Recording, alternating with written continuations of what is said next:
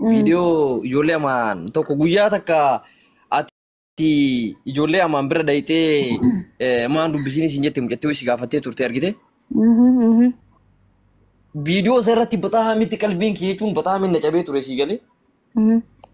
Kabajamtootaaf jaalatamtoota keenya egaa waan ajaa'ibaati wanni kun haadha shanee kan namni hundi gasanii beektanii jaartii amaanii kan ilmoo 5 qabdee deessee ilmoon takka jalaa du'ee ilmoo 4 guddifataa jirtudha. Ibsishaa goona amaan ganda takka biyya takka ijoollee safara takkaati.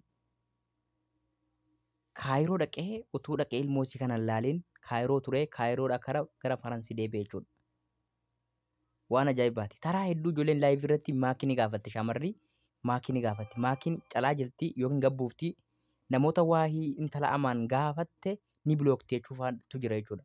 Yoo xiqqaate namoota hedduutu laalaa ture jechuudha.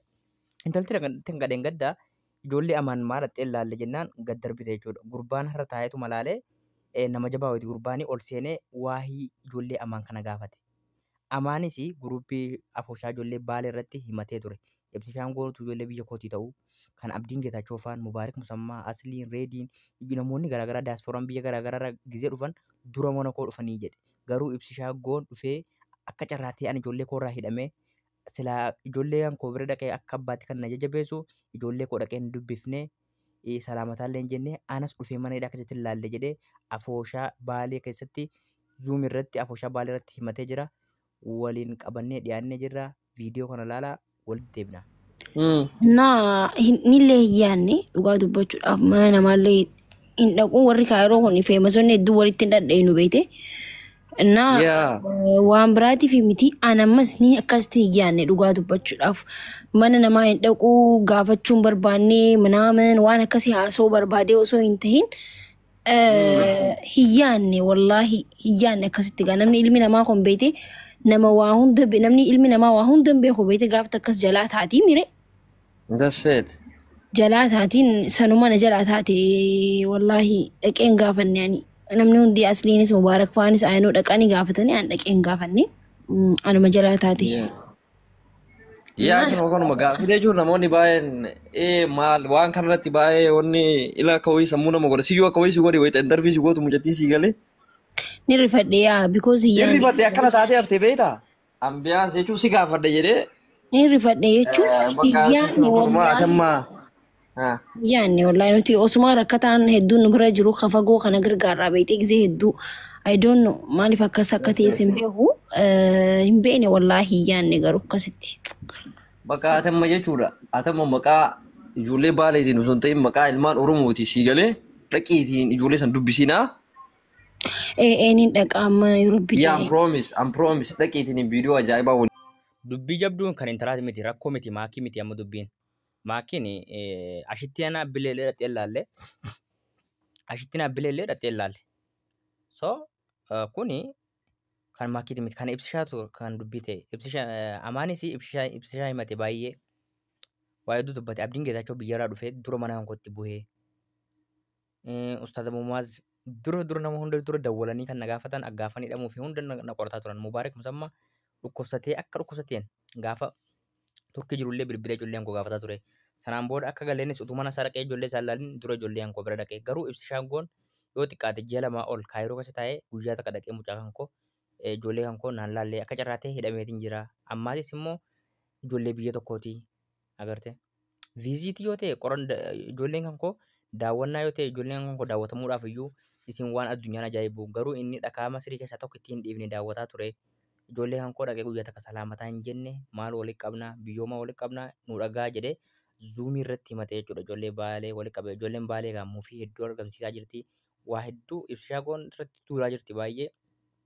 Simannaa illee siin goonuudhaa jiraniin gaafa inni Faransiitti deebi'ee duraan simannaa sii gooneetii sargii illee sii daggasna jedhaniiti eegaa turanii wanni sun illee akka adda citu ta'ee jira jechuudha.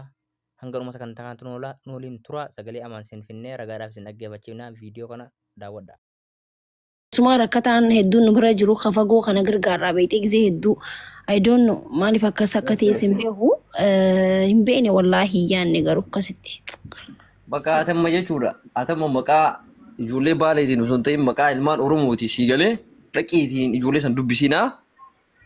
Eenin dhaqaama Yuurubbi Yeah, jedhee. I'm promise. Dhaqiitiin viidiyoo ajaa'ibaa waliin dalagii dubbisiini. Akkas godhichi namoonni baay'een wallaahi jechuun argiteemi koomantii kuma ja'a ol barreessamsi galee makkiin dhayitee gaafachuu qabdi yookaan gaafii kan deebisuu qabdi waan jedhamu irratti. Viidiyoon gadhiisee nama kuma dhibba shanii Uummata koomantiitiif miti an kan hin dhaqu ani. Nan miti kaati ati hawaasa kaati intala hawaasaati bar. Malee intala gandaatii miti. Uummata koomantii jechuun warra already gaafii siyaasa Rabbuma jechuun gaafadha malee an namaa jechaa miti si galee wanta rabbiitu guddaadha ammas wanta namaa caala si galee mi. Rabbiitu guddaadha ta namaa caala. Namni kam rabbumaa dhufee si gaafate. Tanuma rabboomaa san hin dhaqa malee taawaasallee hin dhaqa. Ta warra koomantii barreessanii itti kanan irraa dhiisu ummatuma koomantiitiin hin feenani. Ummata asitti basiin jee achitti immoo baga siin jee bara ummata akkasiiti jira koomantii. Makiin akka yaadetti makiin rakkina si takka hin jiru maaliif ibsi makiin tun intala argeeti. Ammas achuma keessa turte garuu ashitti ni jirti intalti baaliyyoo isiin ulattee ilaala guyyaa takka. Hamza hajji takka intala kan biratti argame beekaa? Argame hin beeku. Faamisoonni kaayiroo kuni miskiina hin beekan. Mubaarak musammaa abbaa miskiinaatti keessatti hin jennu kunoo. Asliin fi mubaarak nama qalbii miti garuu utuu gargaarsa wayii ta'e dhenga barana gargaarsa gisee uummata gargaaruu ummata biyya gargaaruu akkasinitti wallolti nagarre. Egaa makiin barana afaan jettee gisee gargaarsa asutaatta jutaalte mubaarakiin ana ati miti ana gargaara jettee maa akka gargaarsa ijoollee nama biyya sana gargaaruu irratti wallolaa turan maa ijoollee amaan gargaaruu irratti waliin loliin. Abdiin Geetaachoo Hagalatoomuu inni illee galateeffatee jira akka kaayiroo dhaqeen mana. Dhiyoo kun shanti jirtu Abdii Geetaachoo Bichaaliiti kuni. Mana siifuu haadha ilmaan shanii yookaan mana obboleessa keenya mana Amaanusiin argamna magaalaa Kaayiroo jechuudha. So dhimmicha laayiviin kun akka feesbuukiin ta'a waan ta'eef anis viidiyoo waraaba gana hubeenis viidiyoo waraabne karaa feesbuukii keenyaatii fi karaa tiiktookii keenya viidiyoo hin maxxansina garuu kan nuti laayivii kana dhufneef akka achitti argamne isinitti himuudhaafi.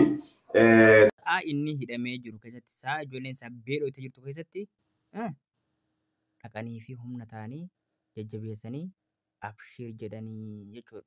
Isinii gala jechuun waan ajaa'ibaati kuni Bishaangoon ijoollee baalee ta'aa dhaqee ilaaluu dhabuunsaa dhakaa masrii keessa. Yaa Rabbi dhibee koo hunda waan ta'e situ anaa beekaa keessi koo boba'ee. Akka namni dhibee kan koonaa dhagahee gubaa koo yaaddoo koo hunda waan ta'e Rabbi kootti maddee anis harka kaa'ee isatu naa beekaa dhibee koo waan ta'e.